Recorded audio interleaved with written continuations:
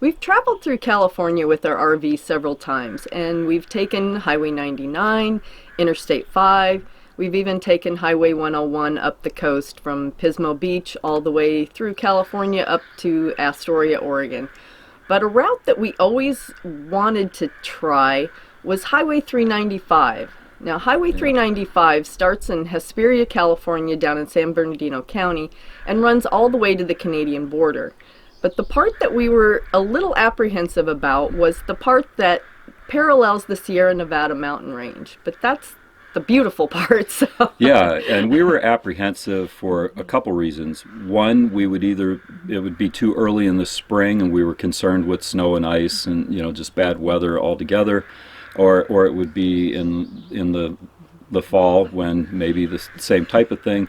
But I guess right along with that was the idea of pulling a 40-foot fifth wheel over some of the highest mountain ranges in the country, and definitely in California. I think Yeah. that's the highest road there is in Yeah. terms of consistent elevation on as far as a highway. And so we had a few apprehensions to deal with, but not enough to keep us away because it's just an absolutely gorgeous area, and we're going to share some of what we encountered along Highway 395 in this video for you. We started our journey on 395 at Kramer Junction, where 395 intersects with Highway 58. And that intersection has fuel stations and I think a cafe or something, so there are services there. But we traveled from there. Our first stop was Lone Pine.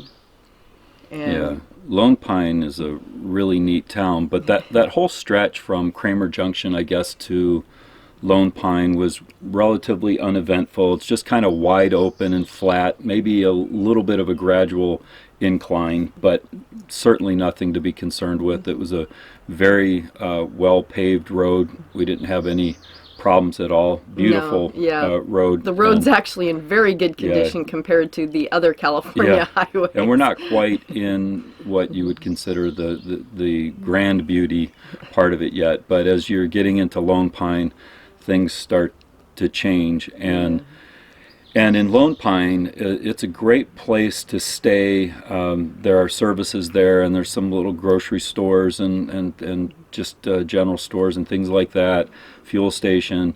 And we stayed at what was a Boulder Creek RV Park, yeah. and that's just a few miles south of Lone Pine. It's a great view there to the mountain range, to the Sierra. And just up the road a little bit, you can get a good view of Whitney most of the time when it's clear. And this was great staging for us because we were able to go to other surrounding areas around Lone Pine, like Alabama Hills, and there was a film museum, things like that. Yeah. You can see all of that in our vlog number 2, Lone Pine video that we posted about that. We'll put a link in the description. The one of the places that we did want to visit while we were in that area that we didn't get to was the Manzanar Historical Site. Right. That's just a little bit north of town. But ironically, just as we finished lunch and were heading up, it got in the truck and got ready to go, they closed Highway 395 because of a wildfire. Yes, we had to wait that out a little bit. We had to wait a little there. But that's another thing that's in that area. It's just a wonderful area to stop. So we highly recommend that as an area to even stay longer than we did, to just spend some time around that area. So look into that. The Lone Pine area is just wonderful. So the next major, I guess, place that you might consider stopping along the way would be Bishop. Bishop is a nice town. There's a lot of options for RVs. There's a campground right on the edge of town that you can actually walk into town from there. They have they don't have a Walmart, but they do have a Kmart for those that are just looking for a place to maybe dry camp overnight. And we have heard that they do allow RVs to stay there. They have a casino that you can park in their lot for $10 a night and dry camp there. And then they also had a really nice RV park right across the street from the casino that looked like that could be a good option. Like we said, we stayed in Lone Pine, so we didn't stay here because they're only about 120 miles apart. but it is a nice area to consider. Yeah, and you might want to just compare what you'd like to do in the Bishop area as opposed to what you'd like to do in the Lone Pine area. I definitely wouldn't miss those things around the Lone Pine area. So, but it is good to compare to see maybe you want to stay in Bishop and backtrack, or do you want to stay in Lone Pine and just hit all those areas, and then maybe even just stay in Bishop as well. Bishop is also a good place to stop to kind of get ready for the altitude a little bit, because that's when the climb starts, is out of Bishop. Heading out of there, you're going to start going up. So, and there's just as many services in Bishop, right? Yeah, probably more. Yeah. I think Bishop's a little bigger than Lone Pine even. Yeah, so compare those two. But and there was also, wasn't there a rest area between? Yeah, there's a rest area between Lone Pine and Bishop. Yeah, so that's a nice place to stop too if you just need to pull off the highway for a little bit. But yeah, Bishop is really neat, and it's kind of the the start of going up. If you're going north to south, it is, or south to north. Yeah, right. Yeah. So when you leave Bishop, this is where you see the sign that says turn off your AC for the next 10 miles because you're going to start climbing. Yeah, and so Bishop's, I think, at 4,100 feet. Is that right? Yeah. Somewhere around there. And then what's the name of the pass? Sherwin Summit is the first And that's pass. like 7,000 feet. So you're going up about 3,000 feet over, what, like 10 or 11 10, miles? 11 miles, yeah. Somewhere in there. So, you know, it's going up. The truck in our 40-foot fifth wheel did well. I think we were able to maintain a good speed the whole time, so it wasn't that bad. Yeah, and then from Sherwin Summit you continue up even farther to just over 8,000 feet to Dead Man Summit.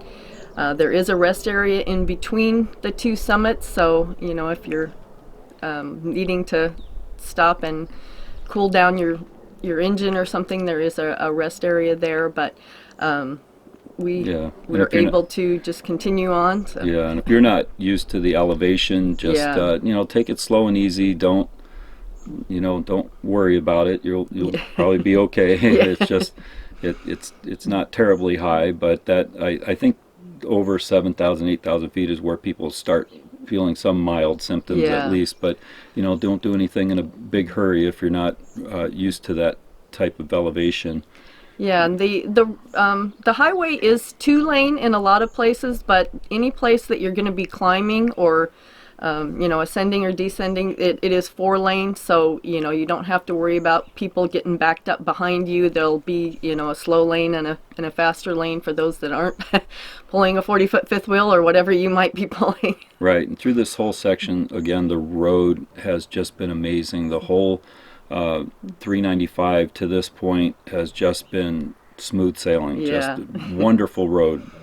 Definitely in contrast to some of the others that we've been on in California and elsewhere. Once you pass Dead Man Summit, you cross the junction to Highway 120, which is the road that goes into Yosemite National Park. And now, to go there, you have to cross Tioga Pass, which is the highest paved road in California at almost 10,000 feet.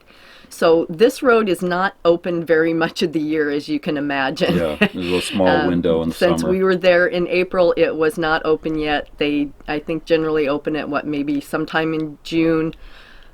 So if you are there in the summer, that could be a side trip that you might want to make. We didn't go there, so we can't say much about that. But there's signs along the 395 that'll let you know which of those passes into the Sierra are closed or open. Yeah. So they're both in the northbound and southbound lanes, so that you know. And of course, you can call probably the highway department and maybe even ranger stations and stuff and find out the road conditions going into the Sierra itself. Yeah. So once you pass that junction, then you come into the town of Lee Vining. Yeah, that Lee Vining was the next place that I was really happy that we stopped. That worked out. What was the name of that RV park? Mono Vista RV Park. Yeah, Mono Vista RV Park, right near Mono Lake. Yeah, and so right across the street, basically. I believe all of this is in our vlog 4 through California. It's called Vlog 4 California Lee Vining.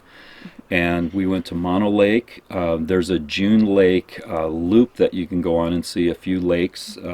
June Lake was just stunning. Yeah. So that area is worth a visit. And we also visited the Bodie ghost town from out of Lee Vining when we camped there. And so there's a lot of things to see and do in the Lee Vining area too, so we highly recommend to stop there.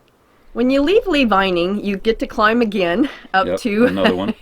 up to Conway Summit, which is the highest point on Highway 395 at just over 8,000 feet.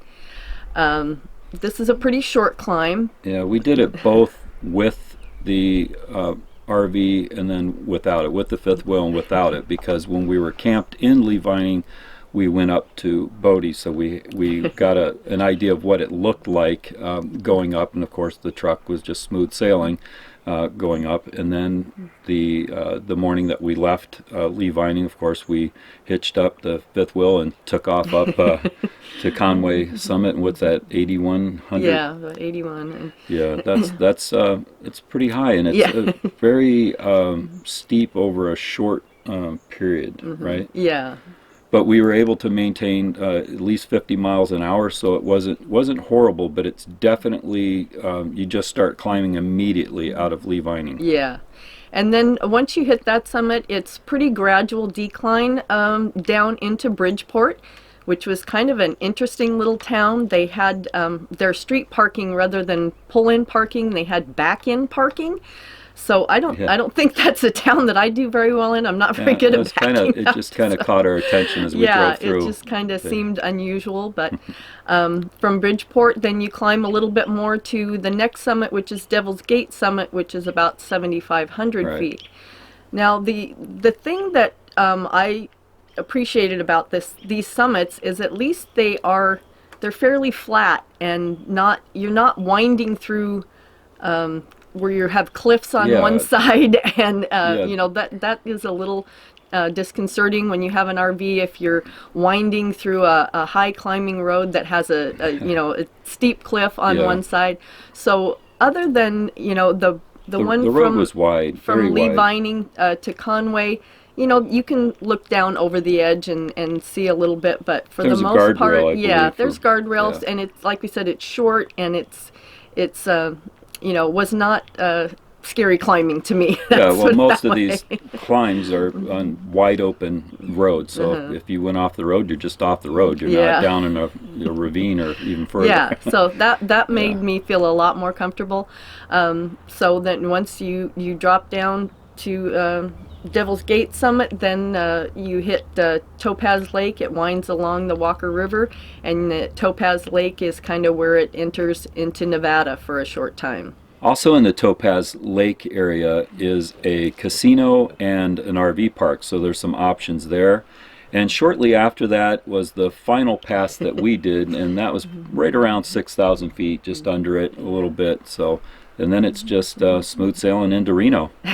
Yeah, there's once you cross that summit, there's Gardnerville, Nevada, which is kind of the largest town, I guess, on this section. They do have a Walmart and pretty much anything in any store or restaurant or anything that you would need in that area. And then we just continued on to Reno and stopped at the Grand Sierra Resort. They have an RV park, and it was just extremely easy off and on the freeway, just right off the freeway, very easy to get into and get out of. So we stayed there and then continued on to Alturas, is where we turned off and headed west to go up to Klamath Falls and into Oregon that way. Yeah, it's relatively flat from there on and non-eventful, and the road probably starts getting a little iffy when we left Alturas, but then we're off at 395. But overall, 395 was just an absolutely magnificent in terms of its beauty, and the services along the way were all right where we needed them. We didn't have any problems.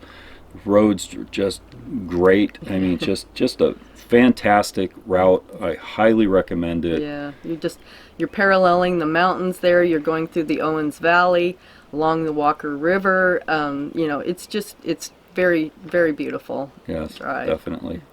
We thoroughly enjoyed our travels along Highway 395 in California. If you have any questions about this route, feel free to ask them in the comments and we'll do our best to answer them. And if not, maybe somebody else will chime in that's familiar with the route. And don't forget to share and subscribe. Thanks for watching.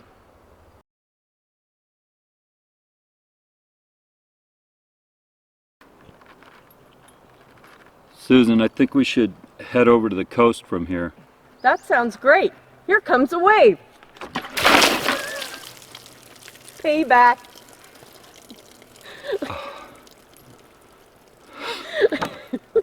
You gotta be kidding me.